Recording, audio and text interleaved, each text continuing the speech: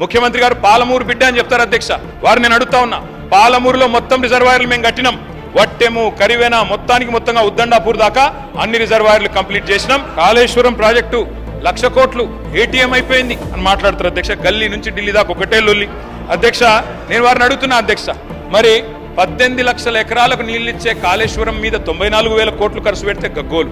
మూసీ సుందరీకరణ విషయంలో ఈ మూసీ ప్రాజెక్టుతో మురిసే రైతులెందరూ, నిల్వ ఉంచే టీఎంసీలెన్ని, సాగులోకి వచ్చే ఎకరాలెన్ని, పెరిగే పంటల దిగుబడి ఎంత, తీర్చే పారిశ్రామిక అవసరాలు ఎంత, కొత్తగా నిర్మించే రిజర్వాయర్లు ఎంత, ప్రజలకు కలిగే లాభం ఎంత, సృష్టించే ఆదాయం ఎంత తప్పకుండా చెప్పాలా. లండన్ చేస్తారా, న్యూయార్క్ చేస్తారా, థీమ్ పార్క్ చేస్తారా, థేమ్స్ చేస్తారా, మీ ఇష్టం. కానీ దాని వెనుకున్న థీమ్ ఏందో, బ్యాక్గ్రౌండ్ లో జరుగుతున్నదేందో తెలంగాణ సమాజం గమనిస్తున్నదనే విషయం మర్చిపోకండి.